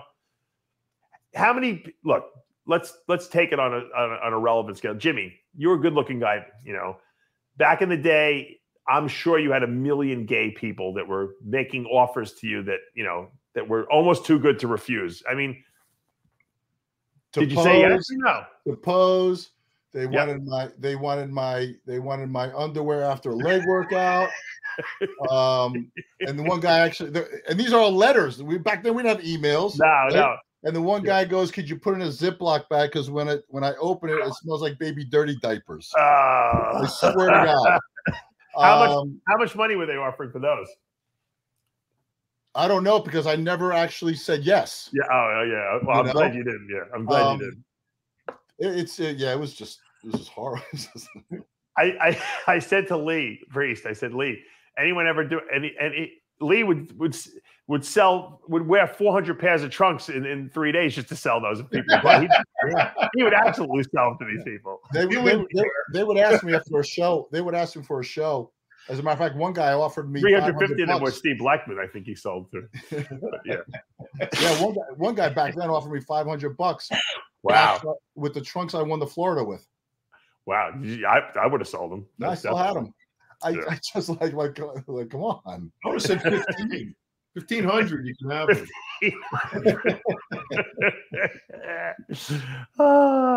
Wasn't there, John? Wasn't there a girl who was doing that? Like she was basically like wiping her ass with the fucking with like different underwear and sending them. I think a porn star told me that maybe on one of the shows. Remember we used to have those porn stars on. Yeah, I think because they would sell their dirty underwear supposedly that they had sex, but they would just wipe their ass with it and put it in a plastic bag and send it out or something. I think Lisa Lips told us that. What a fucking business that is, right? Holy mackerel, racket. Yeah. Do you think that stuff still goes on now? Hell yeah. In our industry? Worse. Yeah. I think it wouldn't be that much because now you can get exposed somehow because of social media. Hey, people don't fucking care, man. What about those OnlyFans page? You know how many people are thousands. But technically, that's a legit business. Technically, yes. Technically. You know what? It's too easy to access people nowadays. Whereas in the past, it was more like the only place you saw these people were in the magazine. So these guys would create these fantasies in their head about these girls that they couldn't really have access to. And so anything from the girl, would get them off, a pair of underwear or a posing top or something like that, or an old posing suit. These guys can jerk off to them all day long, because they were so excited about it. Nowadays, you can just go on their Instagram and they're doing fucking spreading their legs and they're doing their legs behind their back. And it's like you have so much access to people. It's not the same anymore. It's not like taboo. I know of this girl, lives around here. She was struggling to make a buck, waiting on tables, just personal training, this, that, whatever, Started OnlyFans. Her first month, she did $26,000. What is she doing there? I don't know. Do you know how many times I want to log in?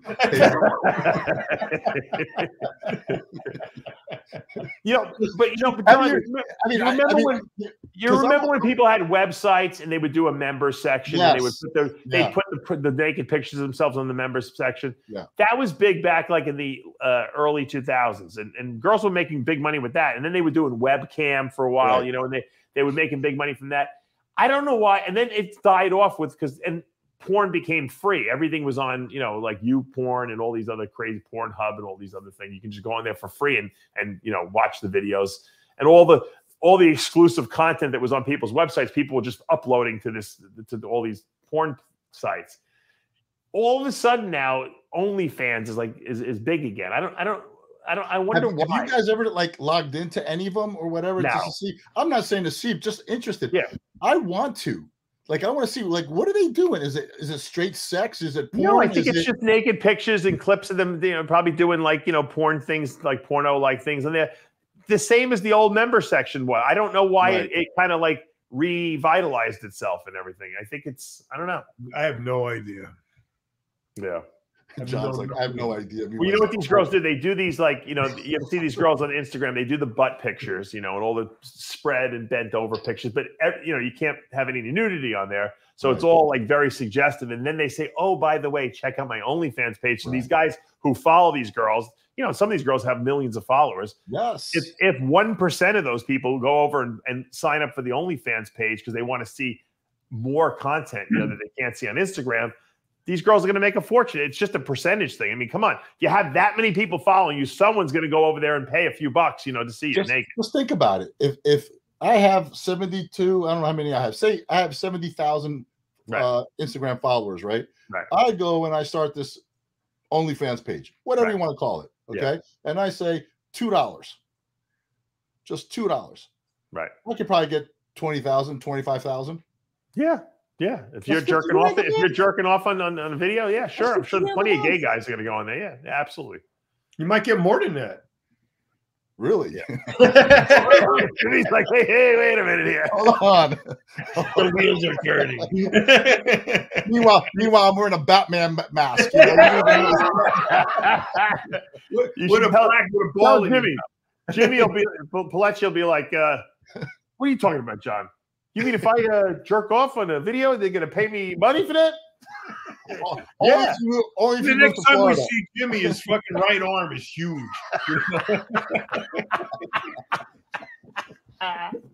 The left one's still small.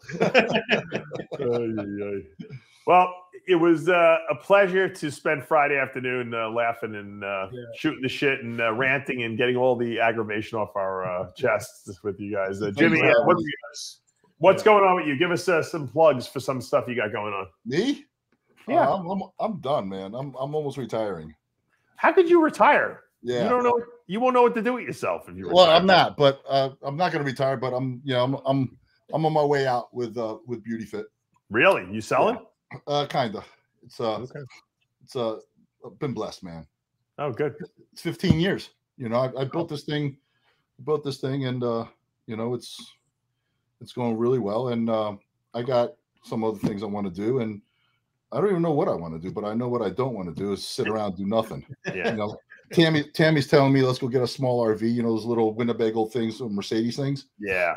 And just travel a little and stuff. But you know, I'll do that. I don't Here's know. you know what? I was going to end the show, but I got to give you my opinion on these RVs. Please. I don't understand why people would want to drive this big fucking hotel on wheels around and then fucking have to find a campsite where you plug the thing in and then you got to live in this little fucking thing. I know some of them are really nice and everything like that. Why, if you want to travel, why wouldn't you just get in your car, nice, comfortable car or SUV, drive to wherever you want to, stay in a nice hotel for the night or 2 nights, and then get in the car and drive to the next fucking place? Why do you want to drive around a house on wheels? Yeah. Well, that's one of the reasons why Tammy didn't want this, because it's too much work. But these things are regular little vans, like they have kitchens in them and stuff like that. I'm not Right, saying but you guys will kill each other staying in such a small little area. No, together. we're actually going to do what you were saying. But in the meantime, going from one place to another, if we want to pull over and rest, you know, sometimes we're in the middle of a trip. Say we want to go to New York or whatever, you know, we stop somewhere. But if you want to stop somewhere else and just chill out a little, get a hotel. Get a hotel room. What do you can mess up that fucking hotel room and you don't have to change sheets. You don't have to wash anything. You're in someone else's place. No, you're absolutely right. I just like the fact that sometimes you don't look like the camping type. Like some of these people like to go camping. You know, I'm not. You're not going to go to a campsite and start barbecuing shit. You know what I mean? My brother one time invited me down to Kendall. Down there was like camping grounds, and I looked up the close. I said, "I'll be down there." He goes, "Okay." So I'm like in the middle of the night before everybody went to sleep. I'm like, "Where you going?" I'm like, "I booked at the Marriott." That's what I would do. I hung out with them all day. Sleeping bags, you know. Come on. I got so many rituals. I need a fucking bathroom with sink and running water, and I don't want to have to worry about dumping the toilet septic tank. I don't understand. I really don't understand people. I think people regress as they get older. That's why I think they like that stuff. They that's become what's kids happening. again. That's what's happening. You just want to chill out.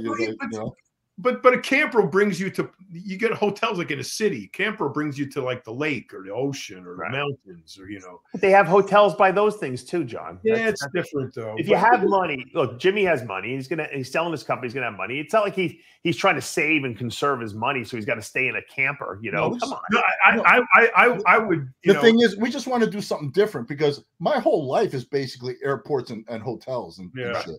You know, so there's something to be said for it. You know, I don't know. We don't want to invest that much money because what happens if we don't like it? Rent one and try. That's what we're thinking about. Yeah, rent one and try it. Yeah, you'll hate it, Jimmy. Rent one, go to the Grand Canyon and come back and see. I'm going to rent one. Grand Canyon. He won't, John. He won't make it up to fucking where you live. He'll be like, it's stuck. No, I was just going to say that. Atrocity. I was just going to say that I'm going to rent it and then come to your house, Dave, and park it in the driveway. Yeah. And if I make it there, which is short, it's only 2 hours away. That's right. I'm going to John's house after that. You find that you can't accelerate, like a car and pass cars with this thing because you're driving a fucking house on wheels. You'll be like, this sucks. All right, I'm over it. It's, how like when you're a kid, you always want this one toy. You get the toy and you're like, yeah.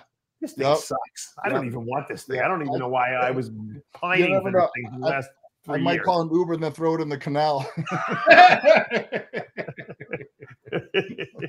You know what? I've been driving around in Ubers because I just started re-driving because my foot is finally healed enough to drive. And I've been using Ubers. And I'm like, you know what? This is so much easier than fucking getting in your own fucking car.